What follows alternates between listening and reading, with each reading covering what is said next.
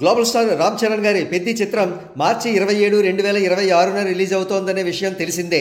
పెద్ది చిత్రం రిలీజ్ అయిన 2 వారాల తర్వాత ఏప్రిల్ 9వ తేదీన young tiger NTR Prashanth Neel combo movie NTR 31 release అవుతుందంటున్నారు. అంటే ఆర్ఆర్ఆర్ హీరోల ఇద్దరు చిత్రాలు 2 వారాల గ్యాప్తో రిలీజ్ అవుతున్నాయన్నమాట. ఆబ్వియస్లీ దీనిని clash between Ram Charan and NTR అనాలి, లేదా రామ్ చరణ్ వర్సెస్ ఎన్టీఆర్ అనాలి. కానీ విచిత్రంగా సోషల్ మీడియాలో రామ్ చరణ్ వర్సెస్ ప్రశాంత్ నీల్ అంటున్నారు. అంతేగాని రామ్ చరణ్ వర్సెస్ ఎన్టీఆర్ అనడం లేదు. ఎందుకు ఇలా జరిగిందో అనాలిసిస్ చేద్దాం. ముందుగా ఎన్టీఆర్ కోణం నుండి విశ్లేషణ చేస్తే ఆర్ఆర్ఆర్ రిలీజ్కు ముందు వరకు ఎన్టీఆర్ గారికి కొన్ని హిట్లు, యావరేజ్లు, ఫ్లాప్లు ఉన్నాయి. కానీ ఏ ఒక్క చిత్రం కూడా record breaking industry hit కాలేకపోయింది.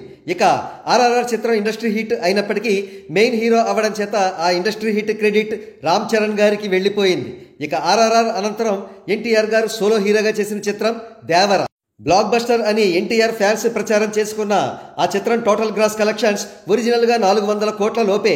Makers మాత్రం 500 కోట్ల రూపాయల పోస్టర్ వేసుకున్నారు. ఆల్ ఇన్ ఆల్ ఎన్టీఆర్ గారికి పొటెన్షియల్ హిట్ అనేది సోలో హీరోగా లేదు అని తెలుస్తోంది. కాగా రామ్ చరణ్ గారి విషయానికి వస్తే ఆయనకు ఆర్ఆర్ఆర్తో సహా 3 అతిపెద్ద ఇండస్ట్రీ హిట్లు ఉన్నాయి. దాని అర్థం ఆయన సినిమా జనాలకు ఎక్కిందంటే ఎక్కడికో వెళ్ళిపోతుంది, అంతేగాని రేంజ్లెస్ కలెక్షన్స్ వద్ద ఆగిపోదు. ఈ నేపథ్యంలో పెద్ది చిత్రం గ్లింప్స్ ఒక సునామీనే సృష్టించిందని చెప్పవచ్చు.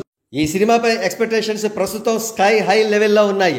ఇక డైరెక్టర్ల విషయానికి వస్తే ప్రశాంత్ నీల్కు దేశవ్యాప్తంగా ఒక బ్రాండ్ అనేది క్రియేట్ అయి ఉంది. అందుకే రామ్ చరణ్ గారి స్టార్ పవర్కి ప్రశాంత్ నీల్ బ్రాండ్కి పోటీ పెడుతూ రామ్ చరణ్ వర్సెస్ నీల్ అంటున్నారు. ఆఫ్ కోర్స్ పెద్ది సినిమా నీల్ ఎన్టీఆర్ల సినిమా కంటే పెద్ద విజయం సాధిస్తే ఆటోమేటిక్గా పెద్ది డైరెక్టర్ సానా బుచ్చిబాబు గారు ప్రశాంత్ నీల్ను దాటేసి సరికొత్త బ్రాండ్ క్రియేట్ చేసుకుంటారు. ఎందుకంటే పెద్ది సినిమా జాన్రా అలాంటిది. మరి